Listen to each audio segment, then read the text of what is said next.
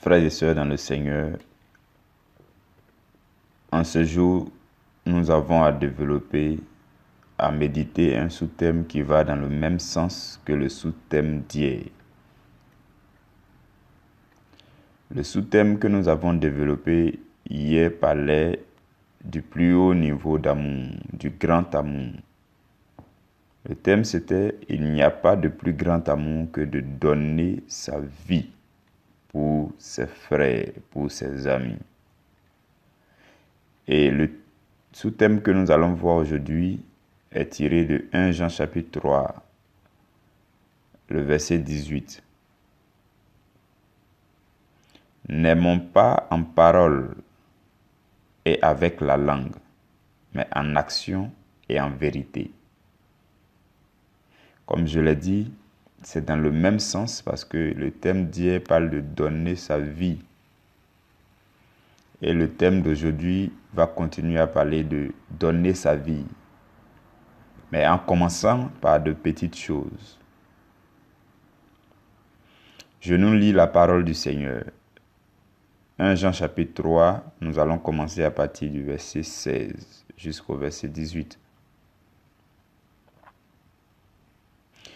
Nous avons connu l'amour en ce qu'il a donné sa vie pour nous. Nous aussi, nous devons donner notre vie pour les frères. Si quelqu'un possède les biens du monde et que, voyant son frère dans le besoin, il lui ferme ses entrailles, comment l'amour de Dieu demeure-t-il en lui?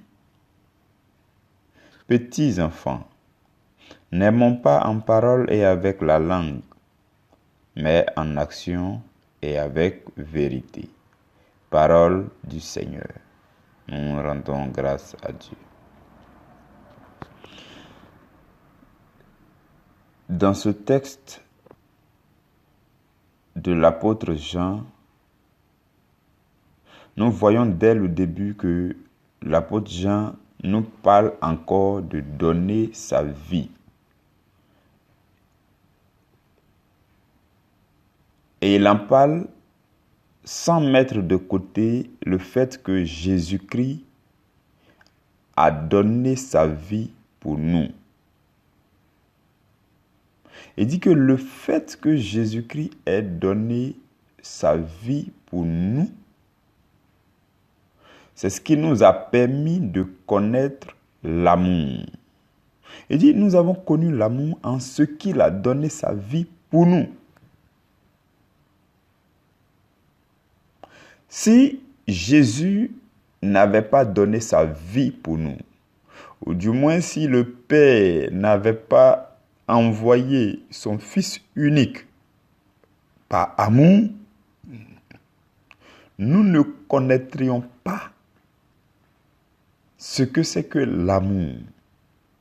Nous ne saurions pas que l'amour en réalité se manifeste par un donné.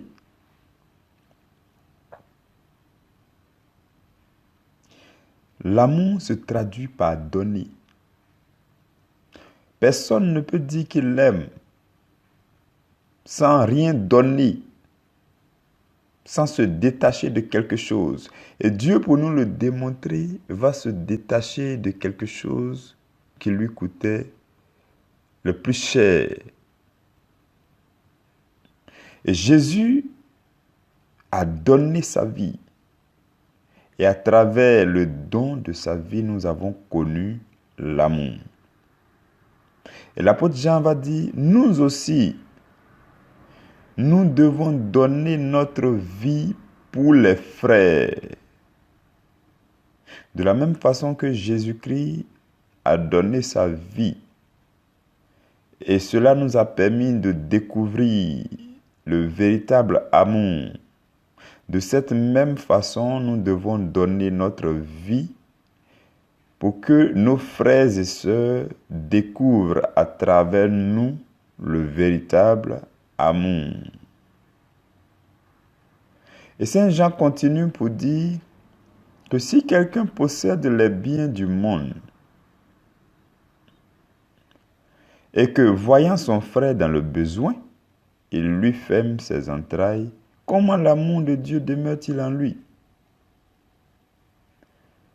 De façon plus concrète, de façon plus réelle, parce que nous parlons de l'amour, ça reste théorique. Tant que nous n'avons pas nous n'avons pas parlé des aspects beaucoup plus pratiques. Et Jean va nous le dire, il dit, si tu possèdes les biens de ce monde, si tu as l'argent, si tu as les biens matériels, si tu as des choses de ce monde à ta disposition et que Dieu te les a donnés, et que tu vois quelqu'un qui est à côté de toi, qui est dans le besoin, le fait de voir quelqu'un dans le besoin d'une chose dont tu disposes, c'est un langage, c'est une manière pour Dieu de te dire qu'il faut un transfert de chez toi vers chez la personne. Le besoin s'exprime. La personne qui était dans le besoin, son besoin était là. Même lorsque tu ne l'avais pas encore connu. Même lorsque tu ne le savais pas, son besoin était là. Mais le fait que tu sois au courant de son besoin est une action de Dieu.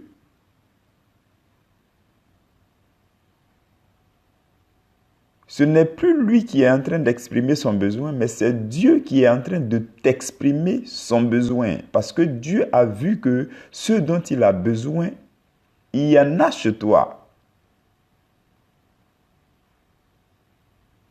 Et en général, lorsqu'il en est ainsi,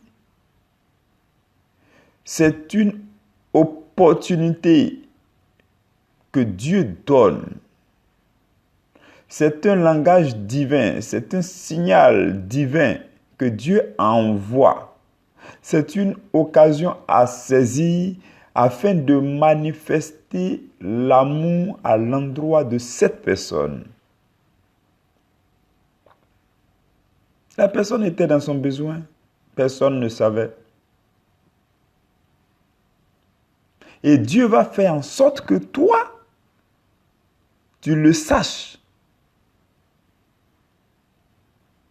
Et Dieu va le faire ainsi parce qu'il a vu que ce dont l'autre a besoin là, tu as ça.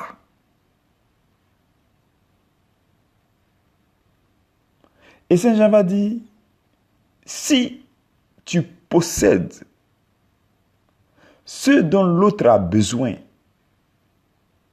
et que tu lui fermes tes entrailles et que tu ne lui donnes pas et que tu n'en prends même pas un peu pour lui donner et que tu ne manifestes aucune affection, tu ne te mets dans aucun mouvement pour lui remettre une partie de cette chose, comment est-ce que tu peux dire que l'amour de Dieu est en toi? Parce que ce dont nous parlons, c'est de donner sa vie. Ça, c'est le plus haut sommet. Si tu ne peux pas te détacher d'un bien matériel minimum pour donner la joie à quelqu'un, pour satisfaire un besoin d'autrui, tu ne peux pas dire que tu peux donner ta vie pour cette personne. Et si tu ne peux donner ta vie pour cette personne, tu ne peux pas dire que tu aimes cette personne. Parce que Jésus-Christ nous a aimés en ce sens qu'il a donné sa vie pour nous.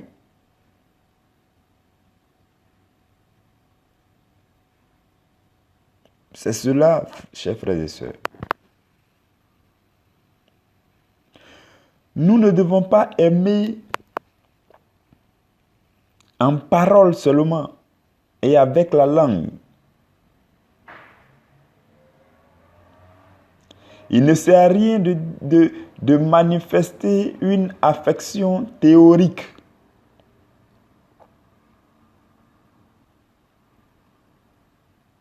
Ce qui donne du sens à une affection véritable, c'est lorsque cette affection se traduit par un don de soi.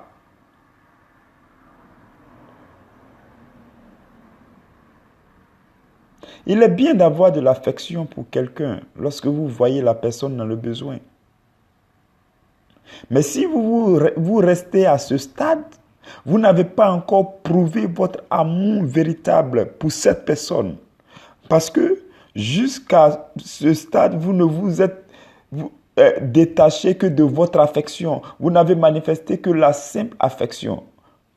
Ce que Dieu nous demande, c'est de ne pas rester à ce niveau de parole et de langue, d'expression vocale de l'amour, d'expression simple de l'amour. Le Seigneur nous demande d'aller au-delà. Lorsque vous voyez quelqu'un dans le besoin et que vous éprouvez une affection pour cette personne, Dieu aurait voulu que vous commenciez à identifier dans votre vie qu'est-ce que vous possédez et que la personne aurait besoin à l'instant. Et si vous en découvrez, c'est une occasion que Dieu vous donne pour traduire votre affection en don. L'amour consiste en ce que Dieu a donné Jésus. Ton affection va consister en ce que tu trouves quelque chose qui t'appartienne et que tu donnes pour traduire ton affection. Il dit, n'aimons pas seulement en parole et avec la langue, dans la bouche seulement, avec des paroles vaines seulement. C'est vrai, c'est bon, mais ce n'est pas là que se limite la volonté de Dieu.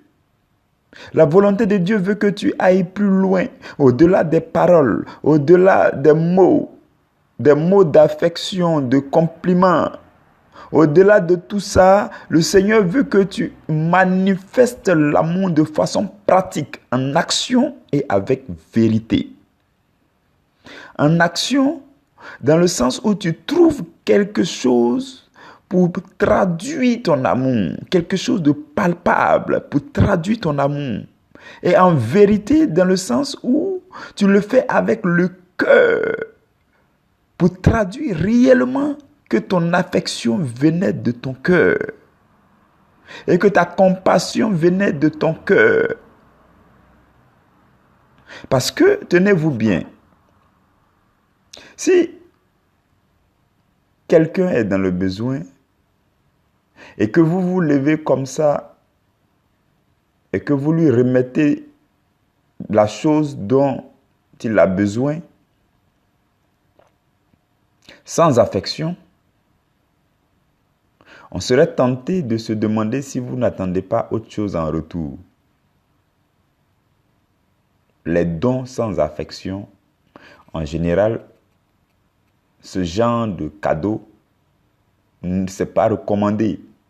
Parce que si ce n'est pas mu par l'affection, on se poserait la question, est-ce que la personne ne continuera pas d'attendre quelque chose d'autre en retour? C'est pour cela qu'il est important d'avoir d'abord de l'affection, de manifester d'abord une affection qui vient du cœur et que mu par cette affection, on cherche maintenant par quoi est-ce qu'on peut traduire cette affection. Donc, en action et en vérité. En action parce que nous avons vu dans le Seigneur qu'est-ce qui peut être donné à notre frère qui est dans le besoin. Et en vérité parce que nous donnons cette chose, pas parce que nous attendons quelque chose en retour, mais parce que nous le faisons avec le cœur. Et la Bible va dire que si tu prêtes à ton frère, n'attends rien en retour. Si vous voyez quelqu'un dans le besoin et que vous lui donnez quelque chose avec le cœur, je vous le dis, vous n'allez pas attendre quelque chose en retour parce que vous l'avez fait avec le cœur. C'est de ça que la parole nous parle en ce matin. Le Seigneur est en train de nous dire de commencer la manifestation de notre amour à l'endroit des autres. De commencer cela par des choses simples, des actions simples, des choses palpables. De ne pas nous limiter par la parole, mais de faire quelque chose. De dépenser de notre énergie, de notre temps, de nos ressources, de notre volonté, de sacrifier tout ce dont nous possédons, de nous départir de ces choses, parce que ayant vu que l'autre en a besoin, et de le faire en action et en vérité. Que le Seigneur te donne la force et l'onction nécessaire pour que tu aimes et que ton amour ne se limite pas aux paroles et que tu ailles plus loin dans ta démarche d'amour envers un frère, envers une sœur. Et que tu acceptes de donner les petites choses pour faire la joie de l'autre. C'est alors qu'un jour tu pourras donner ta vie pour sauver une multitude, comme Jésus a donné sa seule vie pour nous sauver nous tous. Et il nous recommande de donner aussi notre vie pour sauver nos frères et sœurs. Mais cela commence par des petites choses, des choses de ce monde dont tu disposes et que les autres en ont besoin. Que le Seigneur te bénisse, qu'il t'accorde la grâce de posséder, mais aussi la grâce de savoir que les autres en ont besoin. Amen.